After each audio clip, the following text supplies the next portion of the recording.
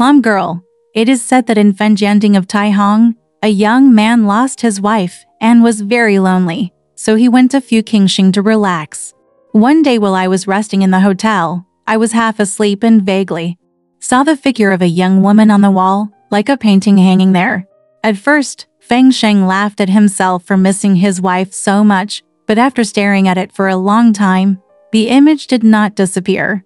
Then he looked closer and it became clearer. It was really a girl, but she had a grimace on her face and her tongue stuck out. There was a noose hanging round his neck. Feng Sheng was in shock, but the girl seemed to be slowly walking down the wall. Feng Sheng knew that he had met a hangman, but in broad daylight. He was always more courageous. So he said, "Madam, there is no need to scare Zhao Sheng. If you have any grievances, Zhao Sheng can work for you." After saying this, the woman's figure really fell down and said, "You and I met by chance. How dare we rashly entrust each other with big things?" However, the withered bones under the 9 springs have been there for so many years, and the tongue cannot be retracted, and the noose cannot be taken off. It's really unspeakable. Please let the master cut down this roof beam and burn it. You will be as kind to me as a mountain. Feng Sheng agreed to do it, and the shadow disappeared. Feng Sheng called the shop owner to come and find out what was going on. The owner of the shop introduced, more than 10 years ago. This was the residence of the Mei family. One night a thief came in and was caught by the Mei family. He was sent to the county government and handed over to Dian Shi. Unexpectedly, Dian Shi accepted Xiao Yu's 300 coins for bribery. I actually framed the daughter of the Mei family for committing adultery with a thief, and wanted to imprison the repentant daughter in the hall for forensic examination. After hearing this, the daughter of the Mei family hanged herself. Soon, the Mei family's couple also died one after another, and the house belonged to me. These in 2000, tourists often said they saw ghosts and strange things, but they couldn't calm them down. Feng Sheng conveyed the hanged ghost's request to the shop owner. The shop owner thought about it and demolished the roof to replace the beams. It would cost too much and he couldn't afford it. He was embarrassed. Feng Sheng generously donated money to help complete the project. After the repairs were completed, Feng Sheng still lived in this house. At night, Plum Girl came and expressed her gratitude to Feng Sheng with 1,000 blessings. While talking, she was beaming with joy, and her movements were graceful and light. She turned out to be a very delicate girl. Feng Sheng couldn't help but feel admiration, but he said sadly and shyly, "The ghostsian energy is harmful to you. Besides, such a private relationship, my shame during my lifetime. Wouldn't it be like draining the water of 2 rivers? Can't you clear it up? We will definitely be happily married in the future, and it's not the time yet." Feng Sheng hurriedly asked, "When will it be?" Mei Nu smiled sweetly and said nothing. Feng Sheng said, "Drink some wine." Mei Nu said, "I don't know how to drink." Feng Sheng couldn't help laughing. And for beautiful women, just looking at each other silently, "What's the taste?" Mei Nu said, "My only hobby in life is playing horse and horse chess. But it wouldn't be lively if only 2 people were playing. Besides, it was late at night, and there was nowhere to find the chessboard. Indeed, it is difficult to pass the long night, so I will play the game of tumbleweed with you." Feng Sheng had no choice but to obey him. The 2 of them sat cross-legged. Feng Sheng spread his fingers, and Mei Nu started to play with it. Unexpectedly, this little gadget has endless changes. After a while, Feng Sheng became confused and didn't know what to do. Mei Nu taught him with a smile and gestured with her eyes. It became more and more strange, and more wonderful. He said with great joy, "This is really a stunt in the boudoir." Mei Nu said, "I figured out this method myself. As long as there are these 2 threads, you can weave into any pattern, but most people don't think carefully." It was late at night and tired from playing, so Mei Nu asked Feng Sheng to go to bed. She said, "I am from the underworld. Doesn't sleep. Get some rest yourself. I knew some massage techniques when I was young, and I am willing to contribute my skills to help you have a sweet dream." Mei Nu began to massage, first folding her hands, rubbing gently and slowly, and massaging from head to toe. Wherever Mei Nu's delicate hands touched, Feng Sheng felt that his bones and muscles were loose and sluggish. as if he was drunk and lazy. Then Mei Nu clenched her fist and beat it carefully. Feng Sheng felt as if he was being beaten by balls of cotton wool, and his whole body felt so comfortable and full. When it reaches the waist, he has already closed his eyes and is lazily about to fall asleep. When it reaches the thigh, he has already fallen into a deep sleep. When Feng Sheng woke up, it was already noon the next day. After getting up, I felt that my joints were relaxed and my whole body was refreshed. I loved Mei Nu even more in my heart. I walked around the wall of the house and called her name, but there was no answer. In the evening, Mei Nu came. Feng Sheng asked anxiously, "Where do you live? You called me over and over again." Mei Nu smiled and said, "Ghosts don't have a certain place to live. Anyway, it's underground." Feng Sheng hurriedly asked, "There is a crack in the ground. Can it accommodate you?" Mei Nu said again, "Ghosts can't see the ground, just like fish can't see the water." Feng Sheng held Mei Nu's hand and said, "As long as I can bring you back to life, I won't hesitate to go bankrupt." Mei Nu smiled and said, "There's no need to bankrupt the family." The two started playing the game of tumbleweed again until late at night. Feng Sheng forced Mei Nu again, and Mei Nu said, "Don't pester me. There is a Zhejiang prostitute named Iking. She is very romantic and beautiful. She recently lived in the north neighborhood. I will invite her to accompany you tomorrow night. How about it?"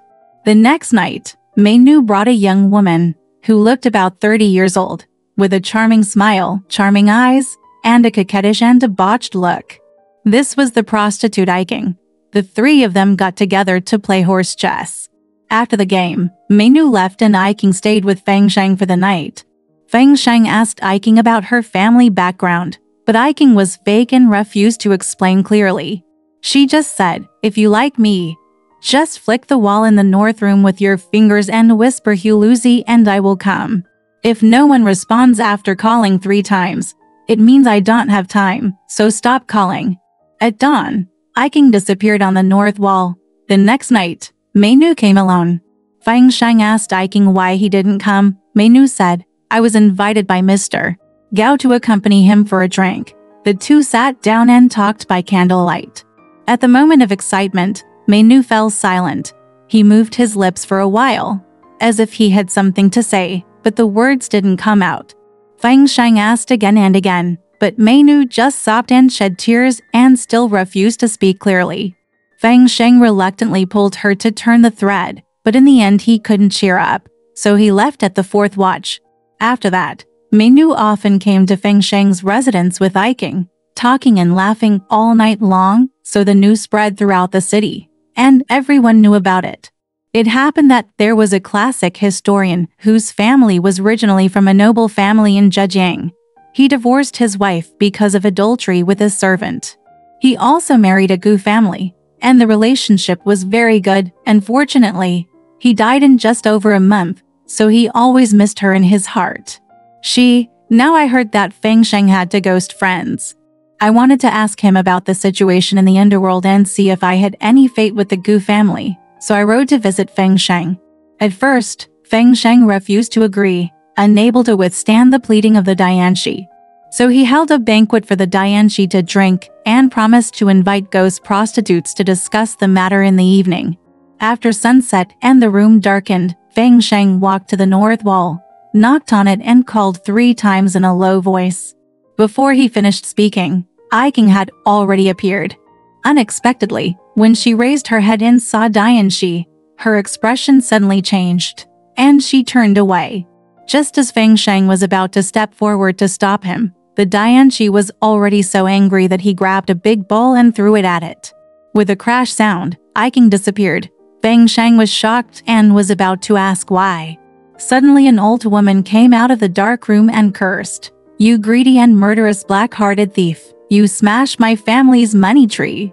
You have to pay me 30 pounds. While scolding, he picked up the cane and hit him, hitting Dianshi on the top of his head. Dianshi held his head and cried sadly, "That woman is Gu, my wife." I was still grieving for her young death.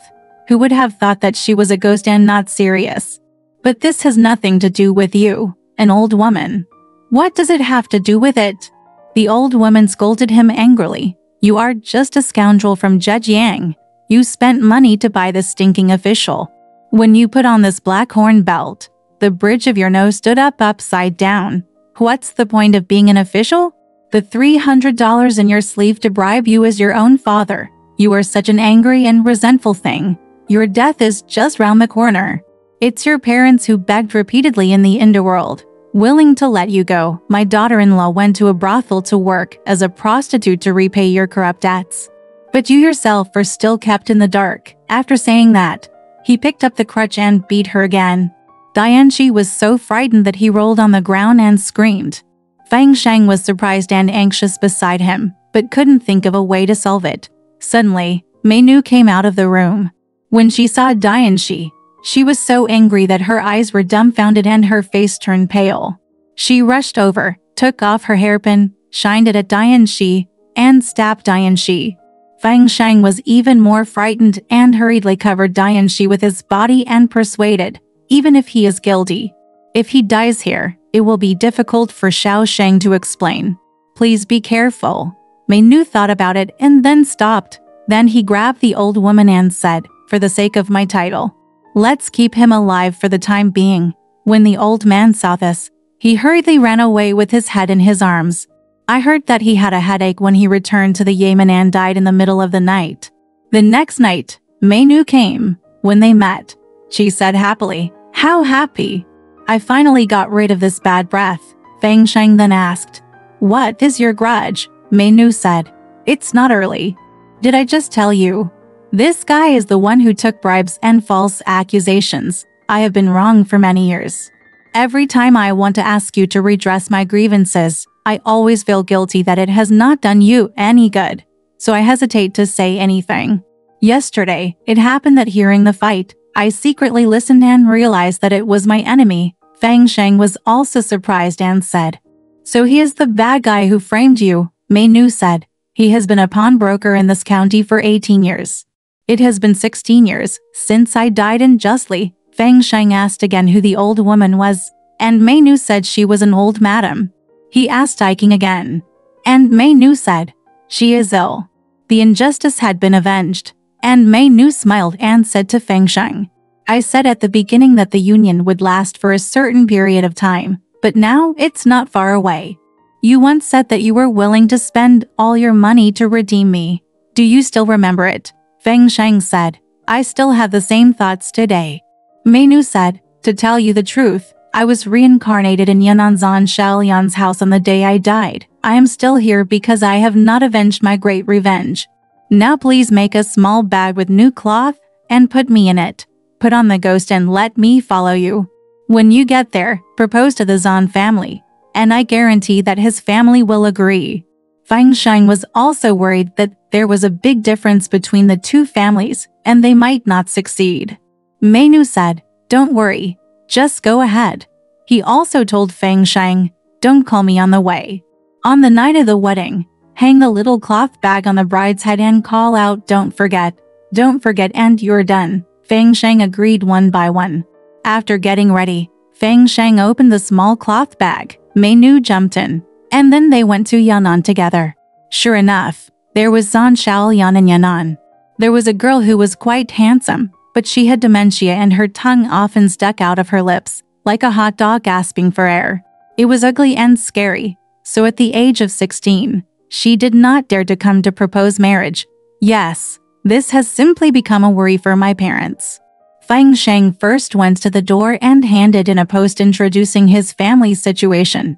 Then he asked a matchmaker to arrange marriage.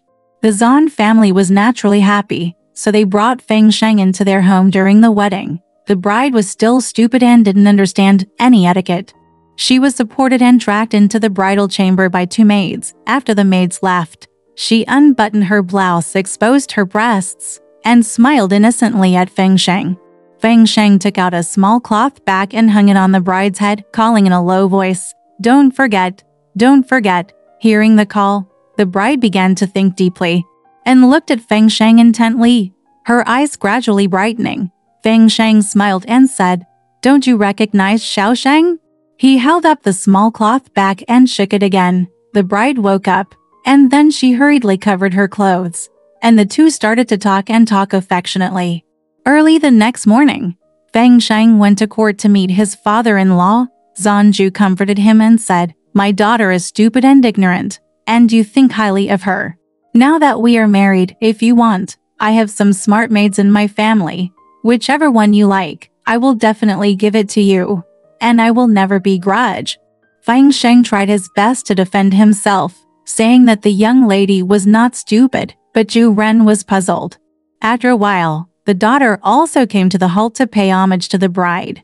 She behaved generously and politely, which surprised everyone even more. The daughter just smiled slightly. When the people asked about the reason, the daughter was too shy to explain, so Feng Sheng explained the reason in general. Zhuren was even happier and loved his daughter more than before. From then on, his sons Da Sheng and Feng Sheng were allowed to study together, and everything was abundantly provided. After more than a year, first Da Sheng gradually showed contempt for Feng Sheng, and there was no longer any harmony between the uncle, the master. Then the slaves also looked at the dishes and began to speak ill of Feng Sheng in front of the master.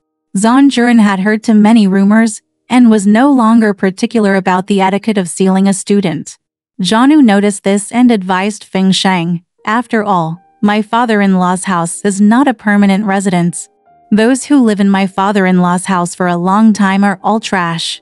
Let's go home early before there is a big crack." Feng Sheng also agreed, so he said goodbye to his father-in-law.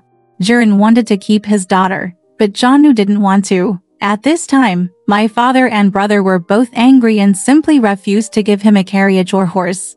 The exhibition girl then took out her jewelry, sold them, and hired a carriage and horse to go home. Later, Zhuren wrote a letter asking his daughter to go back to her parents' home for a visit, but Zhanu refused to go. It wasn't until he passed the imperial examination that the two families had good relations with each other. Alright, this story has come to an end. If you liked it, please give it a thumbs up. Thank you.